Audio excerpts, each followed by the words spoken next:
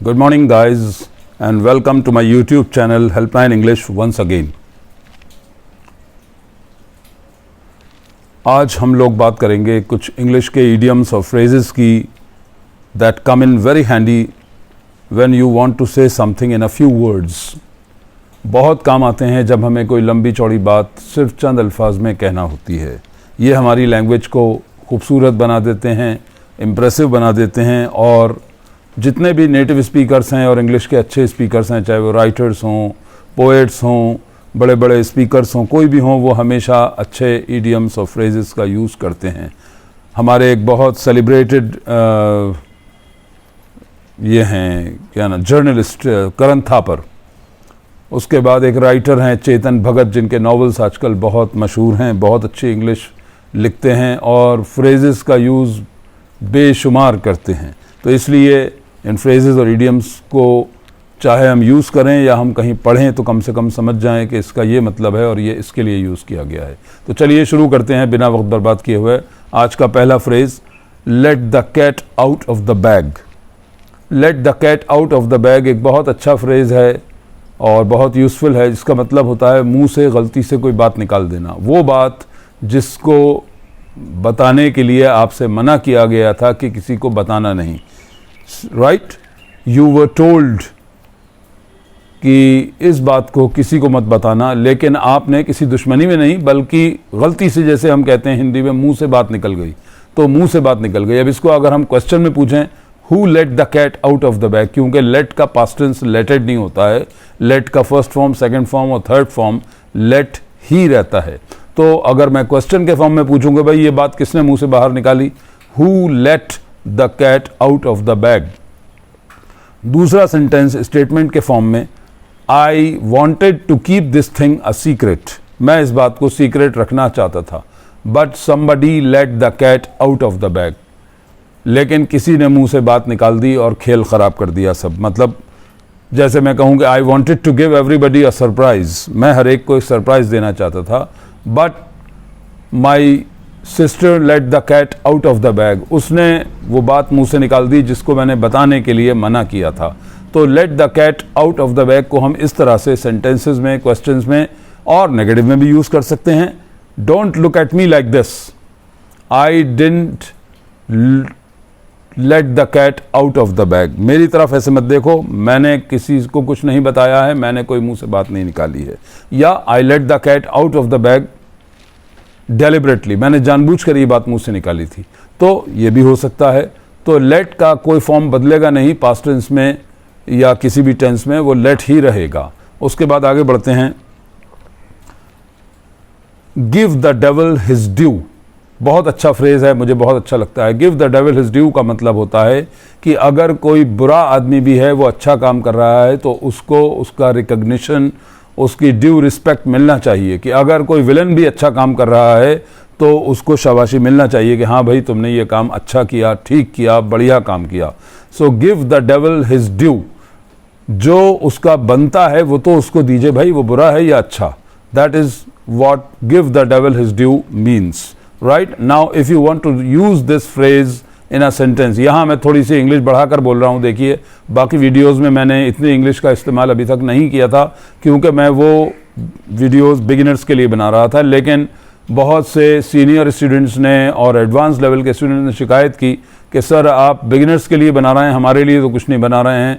कुछ phrases, idioms, conditionals, must का use, should का यूज़ और चीज़ों का यूज़. तो मैंने आज ये शुरुआत की है पहली, और हमने ये कुछ इडियम्स और फ्रेजेस पर ये वीडियो बना रहा हूँ.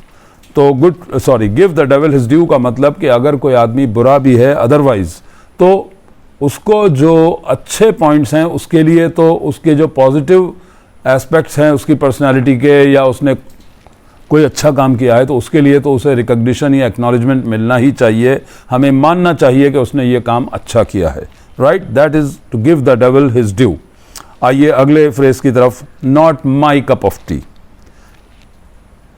French is not my cup of tea, जिस चीज़ में मैं इंटरेस्टेड नहीं हूँ या करना मेरे लिए बहुत मुश्किल है, जैसे बिल्कुल एग्जैक्टली तो नहीं लेकिन हाँ एक हद तक हम कह सकते हैं कि भाई ये मेरे बस का नहीं है. Chess, playing chess is not my cup of tea, that means ना तो मैं उसमें इंटरेस्टेड हूँ और ना मैं उसे सही ढंग से खेल सकता हूँ। तो chess is not my cup of T.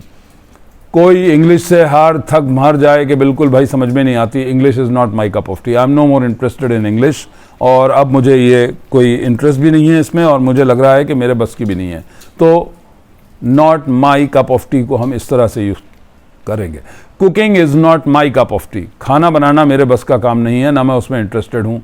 चाय बना सकता हूँ और कोई चीज़ हल्की फुल्की बना सकता हूँ, लेकिन कोई कहे कि भाई एक वक्त का खाना आप बना लीजिए, that is not my cup of tea. I am not interested. मैं उसको बहुत ढंग से या बहुत इंटरेस्ट के साथ नहीं करता हूँ। आइए अगले फ्रेज की तरफ बढ़ते हैं। Can't help it.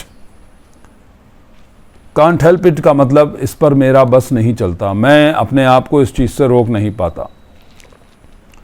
I am taking a restricted diet. मैं परहेज का खाना खा रहा हूँ, और अगर मुझे समोसा दिख जाए तो मैं 2 समोसे भी खा लेता हूँ। I can't help it. इस पर मेरा बस नहीं चलता।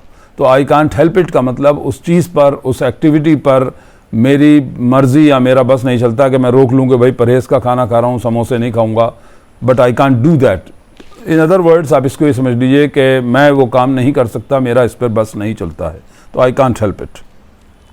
बी हेल्पलेस अगेंस्ट समबडी और समथिंग। किसी भी इडियम या फ्रेज में अगर समबडी आता है तो इसका मतलब है वो किसी व्यक्ति की तरफ इशारा कर रहा है, और समथिंग आ रहा है तो इसका मतलब है वो किसी वस्तु की तरफ, किसी चीज़ की तरफ इशारा कर रहा है। समबडी किसी इंसान या व्यक्ति की तरफ, और समथिंग किसी चीज़ की तरफ। तो बी हेल्पलेस अगेंस्ट समबडी और समथिंग। किसी पर आपका जोर ना चलना, किसी पर आपका बस ना चलना। I am totally helpless against my younger brother. मैं अपने छोटे भाई पर मेरा बस नहीं चलता है। वो जो भी चाहे करे, मैं कितना ही उसे लेक्चर दूं, कितना ही समझाऊं, घर के बड़े उसे मना करें, लेकिन वो वही करता है जो उसे करना है। मेरा उस पर कोई बस नहीं चलता है। मतलब I am totally helpless against him. किसी भी चीज़ पर जिस पर आपका बस नहीं चलता है कि आप उसे रोक पाएं, तो I am helpless against this thing, या I am helpless against this person. तो उस आदमी या उस व्यक्ति या उस चीज़, वस्तु के खिलाफ आपका कोई बस नहीं चलता है। That is be helpless against somebody और समथिंग। बी का फॉर्म इज एम आर होता है, वो आप अपने हिसाब से, सब्जेक्ट के हिसाब से उसे यूज़ करेंगे। उसके बाद आइए डू समबडी अ फेवर। मुझे बहुत अच्छा लगता है। डू समबडी अ फेवर का मतलब होता है किसी का कोई छोटा मोटा काम कर देना। हम ऑफिस में अक्सर यूज़ करते हैं, hi Rakesh please do me a favour. यार राकेश मेरा एक काम कर देना, मेरा फ़ोन आएगा ज़रा देख लेना, उनसे कह देना कि अभी आ रहा हूँ मैं। डू समबडी अ फेवर का मतलब किसी का कोई छोटा मोटा हल्का फुल्का काम कर देना। अब देखिए डू समबडी अ फेवर में काम के लिए तो कोई वर्ड नहीं आ रहा है, लेकिन इसका मतलब यही होता है कि मतलब तुम मेरे ये काम कर दो या मेरी इस तरह से हेल्प कर दो।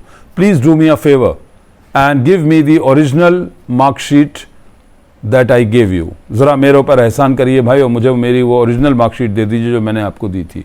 तो ये थोड़ा सा और रिक्वेस्ट को बढ़ाकर भी, जैसे हम कहते हैं एहसान कर दीजिए मेरे ऊपर, ज़रा ये आभार कर दीजिए, मैं आपका बड़ा आभारी रहूँगा। Please do me a favour and please send this parcel to Delhi immediately. ज़रा मेरा ये काम कर दीजिए, ये पार्सल आज ही दिल्ली भेज दीजिए।